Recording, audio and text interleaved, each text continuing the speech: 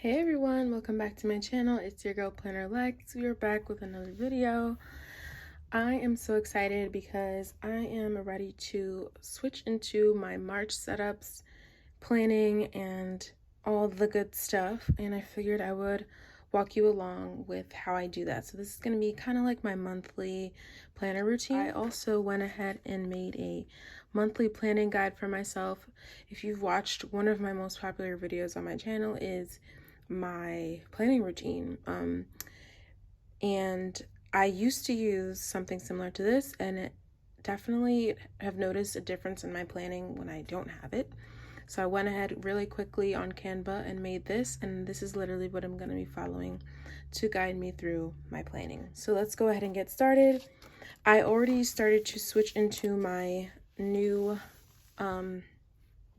covers for the month. Literally just moved everything inside into the new rings, including some of my Valentine's Day deco that I'm having a hard time switching out of. And same goes for my personal rings. I probably won't stay in this clear binder for March. I'm waiting on a a new planner, maybe. So I will do a final kind of setup video separately, but this is going to be more about planning the month of March and my goals and things like that. So if you are interested, stay tuned. Okay, so step number one for me is updating my trackers, and this is really good and probably a really great place to start, just because I do tend to fall off on my trackers.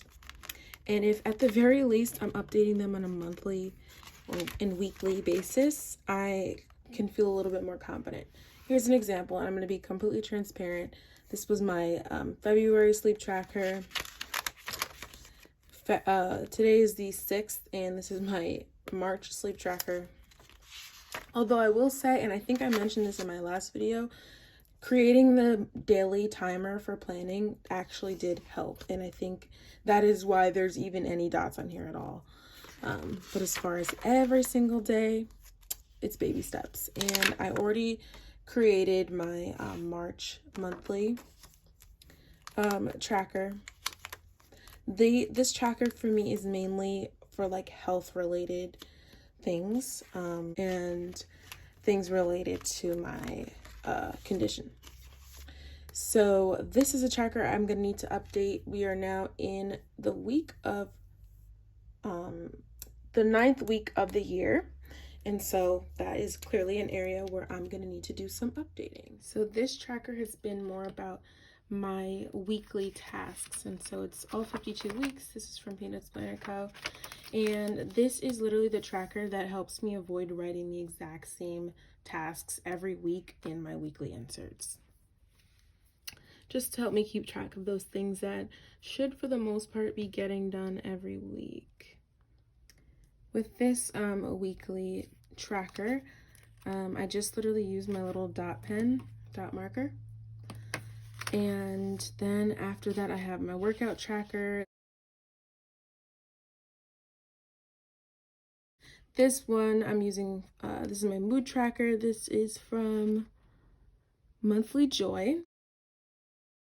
So that's what's in the first section of my personal section of my planner. This has all my trackers to track daily. Definitely have found it helpful having all my trackers in one place, so that I can just do all my tracking in one session and get it over with. So I did the exact same thing here in my personal rings. I'm going to go into the tracker section, and I just have 2 trackers in here for now, which is plenty because, again, I'm not the best at keeping track. And you're probably wondering what I track in this planner, given that my A6 rings had my weekly and daily. This one has mainly monthly, but a few weekly things that require a lot of planning and are high level as far as getting my goals accomplished by the end of the year. I did my own hair and trim. I did that. No doctor's appointments or dentist appointments this month. I didn't do my content planning, which is something I definitely want to work more on in the coming months. I did do my cycle syncing, which was definitely helpful, I think. I didn't clean out my inboxes, and that is my mail inboxes, as well as a big like file thing I keep on my desk for like loose papers. I need to clear that out. I didn't do that this month. And I did do a lot of printing of inserts, so I can get that checked off. And I did have some fun friend outings, because I am tempted to print the same thing on the other side so I can have more room for things to track, but these are the most important ones. So that's fine for now. And then again, this is my weekly tracker, but mainly for my high level and goal related weekly tasks and things that require planning. So now that my trackers are all filled out, my next step is going to be filling out my month in review pages. And this is the pages that I'm talking about. These are in my Leaders and Heels planner. And it basically just reminds me to, write down my highlights, things I've learned, and things like that, as well as rating the areas of my life at the bottom. And that just kind of helps me put everything into perspective with my goals and everything like that, and the different areas of my life, making sure I keep a balance of everything and all that good stuff. But before I do that, my sheet reminds me to review my yearly and quarterly goals pages, so that again I can keep it into perspective and keep my ratings relevant to my goals overall. Another way, in addition to making sure that my trackers are all filled out, which also helps me fill this page out, another thing I like to do is review like the month. So this is a good time for me to do a quick flip for you guys of February. So this is how February started off. I have some goals here, more goals there, to-dos, and I'm going to be filling the same thing out for March. Again, I use this planner for daily affirmations, manifestation, visualization, verses of the day from the Bible. Oh my God, I cannot talk today. There is a nice inspiring quote. I set intentions and just like super high level priorities, top 3 priorities. And there's a nice simplified week in review there. So I do that for each week. I keep it like literally spread open on my desk to keep me inspired. And I think it really helps. There's that. And then again, I also just want to keep flipping through my other stuff just to keep you guys updated on what I've been planning. The month of February, I use this one just as a quick overview, little icons and the most important dates of the month, not everything, as is in my personal rings. And I used the planner spot inserts this month. So goals, tasks, although you'll see I didn't always fill out this page. A little bit of stickers going on. There you go. Same thing here. Super simple. Didn't fill out those pages. This is probably my favorite spread because I took it a little bit more seriously as far as writing in tasks, in addition to my events and planning ahead of time, filling out afterwards. Didn't fill out this page, and I like half filled out this page. I could probably go back in and fill things out if I want to, but I probably won't. And that was the last week of February. And I've already decided that for March, I'm going to be using this insert from the Peanuts Planner Co. This is one of my favorites. This is a freebie from her Facebook page. And so, because again, this is the end of week 9, which technically started in February. That's the only reason why I'm allowing this. This is how the current week is. That's how my weeks turn out. Okay, so this is how it all turned out at the end when it's all said and done. I rated this month with a 6 out of 10, which just so happens to be the same rating I gave myself for January. I also ended up just deciding to fill this sheet out anyway. Ideally, this would be something I'd put in my personal planner, but I did purchase this in A6 initially. And just because I filled it out for January and this side was already printed incorrectly, but I figured I would just use it anyway instead of wasting it. And I do enjoy not only writing down what areas and rating them, but also I love this section here, which is for action steps. So there's less categories. It's a little bit of a simplified version of what's on here, plus the action steps, which will help me going forward. And for the record, I feel like the month of February was less of a productive month and more of just like a resting and recharging month. And I was paying way more attention to my relationships with people and things like that, which is super interesting because I never ended up posting the video, but I did record myself planning out February, these pages here. And I kid you not, I predicted it. I'm starting to get pretty good at using astrology and my period cycles and things like that, like more of the spiritual side of things, or just kind of like getting a better understanding of myself and my body. And I was able to predict that no, I'd be less inclined during the second half of the month to be more task focused than I was just kind of resting and, you know, doing more low energy types of tasks. So I think that was really cool, and I'm glad that I'll be able to utilize that same skill going forward in planning March. So with my planning guide here, I did fill out my monthly review, and so next would be filling out this month's dream page. So that would be this page here. Okay, so I finished my monthly dream page. Basically, I just kind of brain dumped all these areas, and I wanted to let you guys know I also have pre-planned some of these sections anyway when I did my quarterly planning.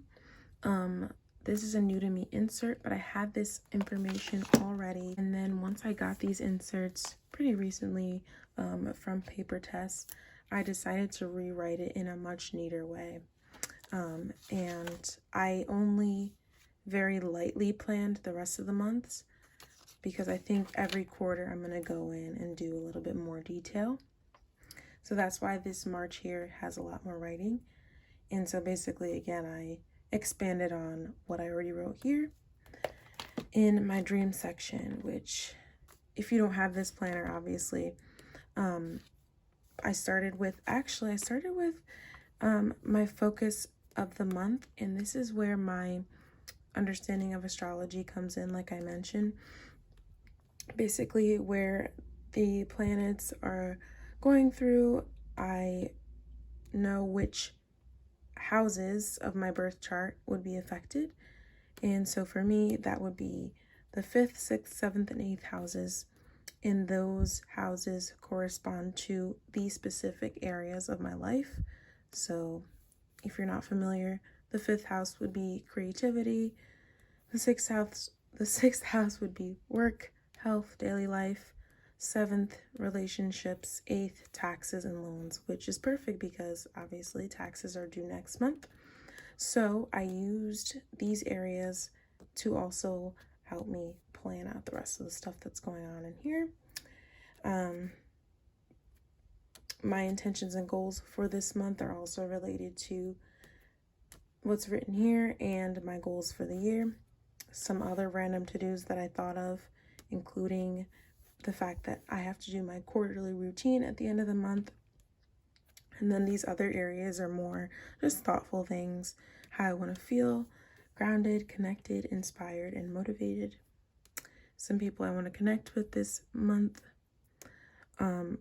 I've been trying to learn how to cook something once a month with my mom. So when I figure out what that dish is going to be, I'm going to fill it out here. That's what I want to learn this month. I want to do better with tracking my reading because I've been completely off of that. I want to do more drawing and keep track of that as well. And I'm thinking of trying out a workout challenge to speed up my weight loss goal, which again was a quarterly goal, losing 5 pounds by the end of the quarter, which has turned into losing 5 pounds in the month. And I think the only way I can do that is by doing some sort of workout or fitness challenge. So there's that. And then at the very last box here is how can I get started, what my activation energy is. And that's always going to be planning, which I'm doing now, And another thing I know I need to do is update my ideal routine, my ideal schedule, because that allows me to really realistically, keyword realistically, figure out what I can do in each day and when, given that I do have a job, like a typical like 9 to 5, what time I want to go to bed, how much time that leaves me for leisure and for my goals. That would also help me figure out when I need to plan to do certain things. So yeah, that's what I'm trying to keep into account here. The next step for me would be deciding on my top 3 priorities.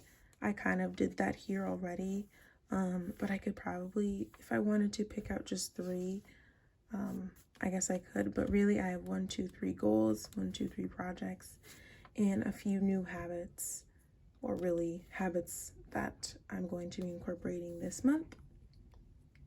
So I think that works. Honestly, don't think I need to narrow them down anymore.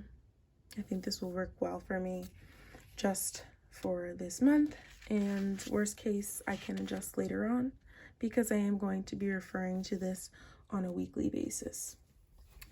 So the next step for me would be to complete the monthly overview pages, and that's when I start to utilize my personal rings a little bit more. I like to think of my Leaders in Heels planner as kind of just like a brain dump and more of an abstract way of planning. Yes, of course, I did put some tasks here, but it was really more of a brain dumping kind of thing for me, just to kind of get me in the right mindset for the month. Whereas this is going to be more task related. And again, this is the biggest part of my filter system, so most of my tasks are going to start here and filter through into my weeks and days. So the monthly overview pages for me are these minted sugar ones. Let's show you guys last month. Once again, this is my month on 2 page, which is really just for high level events, a place to put stickers and to get excited about what's happening in the coming months. And then I also did really like this fold out for the month, and I'm literally going to transfer a bunch of these sticky flags into my new one for March. And yeah, I even moved the flags to the weekly spreads for quick planning as I went along. So that's what I'm going to be doing next in the next couple of steps. Add these pages in here. Now that I have an overview, a good overview, and an even better overview here, it'll probably be some copying. I don't mind that at all. Like I've mentioned, it helps me filter things through, focus on what I need to, keep it neat and appealing to the eye. And then I'll be breaking down those things that I wrote up here into my 1, 2, 3, 4, 5 weeks. Although this week is finished already, 4 weeks. And then this is gonna, I mean, maybe to some people this would seem redundant, but it really helps me because I don't mind seeing the same information in multiple places, especially if it's in different views. So after I break it down into weeks, I'm gonna add in some of those other details, like my tentative plans, holidays, birthdays, appointments, work meetings, period cycles, things like that, all that stuff into a monthly spread with everything in it, because that actually helps me even more when it comes to planning week by week.